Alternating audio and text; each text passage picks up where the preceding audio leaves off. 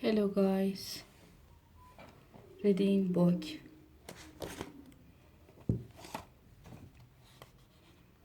page 30. But once when Mr. Sparrow was trying to get us to remember a math concept, one of the legs on his chair broke and he fell. Mr. Sparrow is colorblind, and I heard him saying the school rate. I don't remember the concept he was trying to teach us that day, but I do always remember never to stand on the furniture. During recess today, everyone was just waiting to go back inside. But then Rolly got up and started skipping around the playground.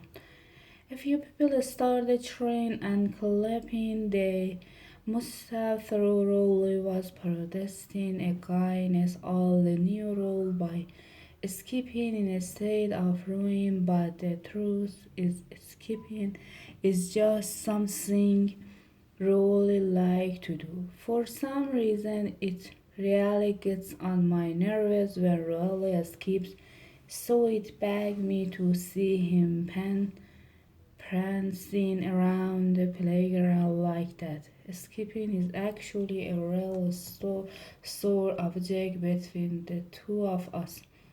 Rolly say I am jealous of him because I don't know how to skip, but I think it just looks stupid. I will admit that I never exactly got the hang of skipping. In fact, I was the only kid in first grade who couldn't do it. I was afraid I'd be held back until I learned how to skip. But luckily they let me move on to second grade instead. I'm worried it's gonna come back to haunt me later on. Sometimes I wonder how me and Rolly ended up being friends in the first place. Some were so different, but at this point I figured we were stuck with each other, so I just try to overlook the scene he does that in anime.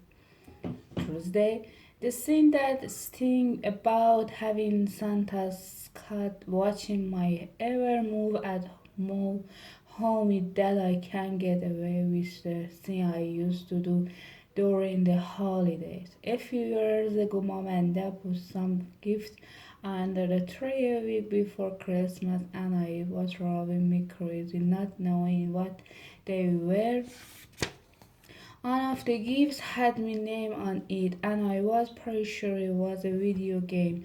I made a tiny little tear in the wrapping paper to see, and sure enough, it was the game I'd asked for. But then it was being me at the game I wanted was sitting right there under the tree, and I couldn't play it. So I went on step furniture and made a slide along the top of the packing and slide the box out. I opened the plastic case and removed the game, then put the box back in the wrapping paper and typed it closed. But I started to get piano demon was gonna pick it up person and noticed it fell later, so I opened it back up and put on enough Rodrigo heavy metal CDs inside the box to make it the same way it was before. I played a video game every night after Mom and Dad went to bed, and I actually beat it, but I forgot to put it back in the box. And on Christmas Day, when I opened my present in front of Mom and Dad, Rodrigo CD slipped out and rolled on the floor. The day after Christmas, Mom took the CD to the game hall and chewed the color out for selling her material that was inappropriate for kids. I just don't like not knowing what I'm getting for Christmas, and sometimes I can't help myself. Last year I went on mom's email account and wrote to all our relatives to see if I could find out what they were getting me. But mom keeps her email on the computer in the kitchen and it's hard to get onto her account when Santa's son is watching me like a hawk. Tonight I spent some time trying to decide what to put on my Christmas wish list this year. I try to be as specific as possible when I make my list because whenever I love my gift up to mom and dad I get some crazy stuff. A few years ago, I forgot to write out the fish list and I paid the price for it. Mom was pregnant with me and she wanted me to get ready for having a baby brother. So for Christmas, mom got me a doll. At first, I didn't want anything to do with it. Then I realized having a doll you call fit come in handy. In fact, I don't think a vegetable touched my lips for a month after I got Alfredo. But that wasn't the only thing I used that doll for. I found out that he made really excellent comic book stand too. I have to admit, after a few months, I got really attached to that doll. Since I didn't have a pet, it was kind of nice to have something to take care of for ounce. But one day I came home from school and I couldn't find Alfredo anywhere. I searched the house from top for bottom, but there was no trace of him. The only thing I could think of was that I dropped Alfredo at some point and somehow didn't notice. I was pretty thrown up about losing my doll, but what I was really worried about was mom thinking I couldn't be trusted around me now. Baby brother, so I got a grapefruit out of a fridge and drew a face on the with a marker. Then I wrapped the grapefruit in a dish towel and for the next 3 months I pretended it was my doll.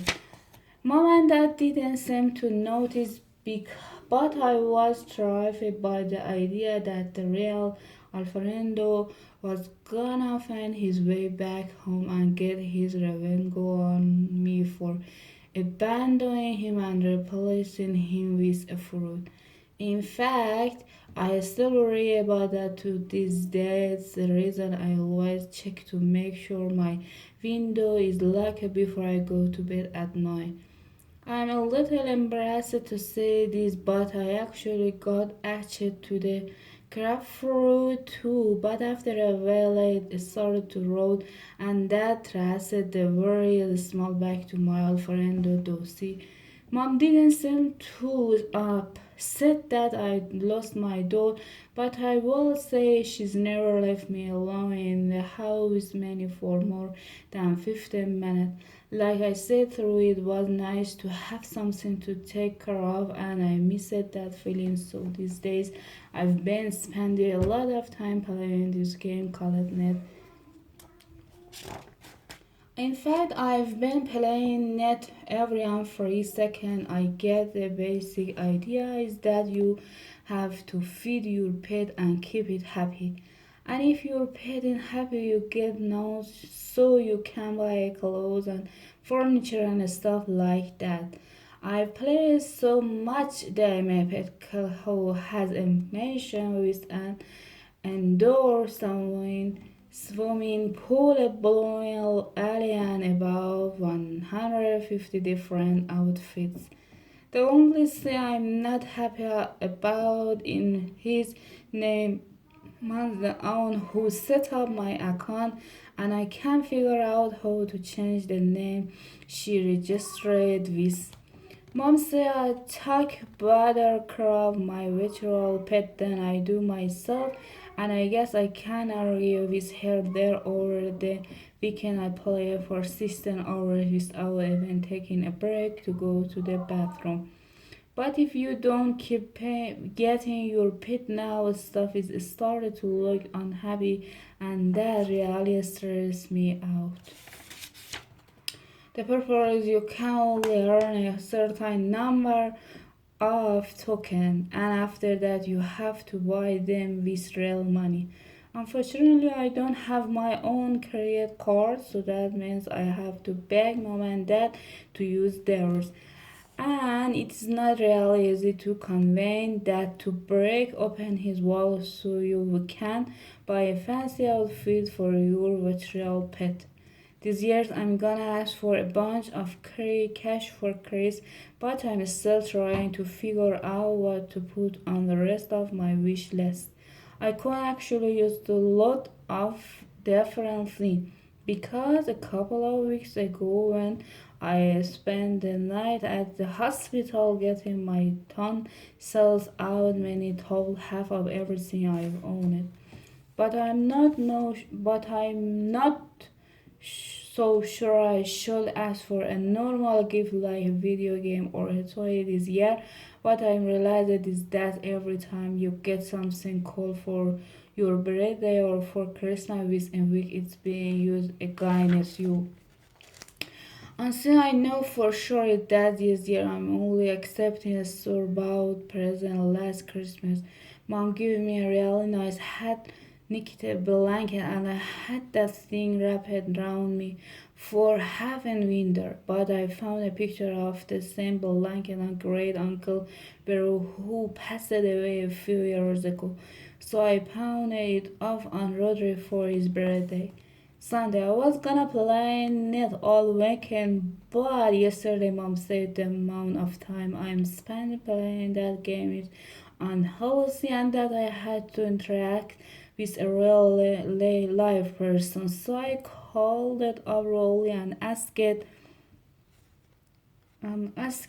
to come over every so I was still a little bothered by the whole skipping thing. When Rolly got to my house, we sat down in front of the TV to play a video game, but mom said we had to stop off the machine and interact face to face. But one of the things that make my friends withdraw work is that it doesn't mean watching me play video games.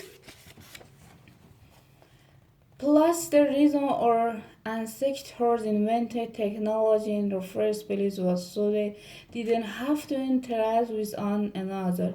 Mom sent me and Rory went to basement and the two of us tried to figure out what to do.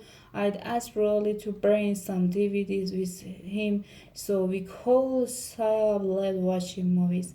But he only brought home movies and you couldn't pay me to watch those.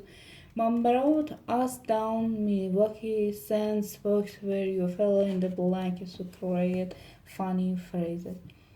For the first round, Rolly came up with a word and I wrote them down in the blank. The phrases we made were actually pretty funny, but what wasn't funny was Rolly's new habit of saying LOL instead of laughing. It was really driving me crazy, so we switched role and I came up with the word instead.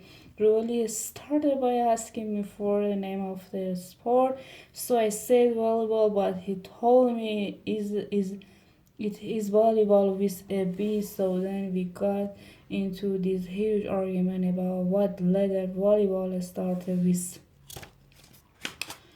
I found a dictionary and handed it to Rolly and told him to look it up himself. But instead of flipping to the letter, we all read every single word in the B section, and when he couldn't find volleyball, he started over from the beginning. Rolly accused me of having an outdated dictionary and said that way volleyball wasn't in it.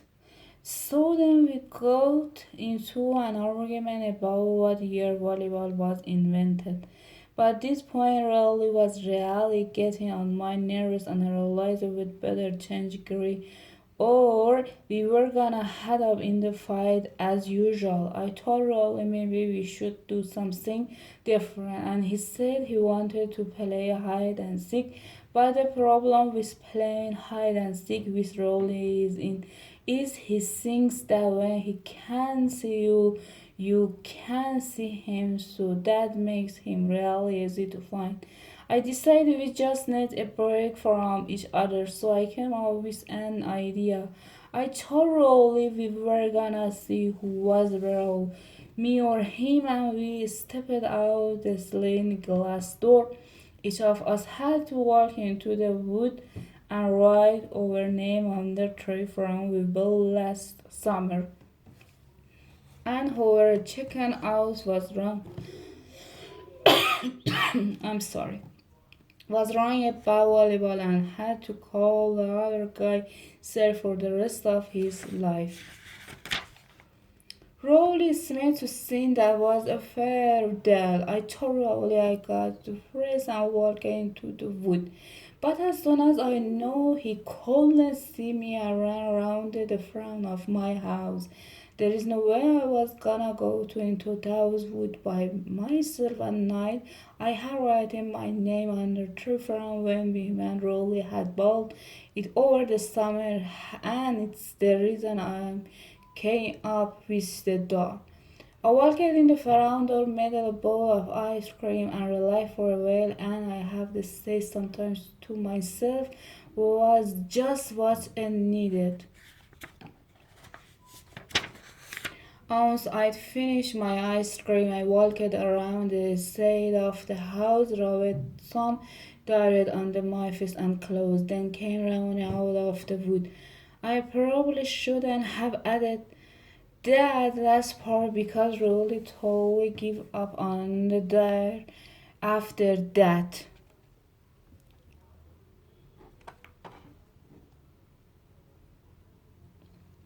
Anyway, that break was just what the doctor ordered, and the rest of the scene was argument free. This morning, my family.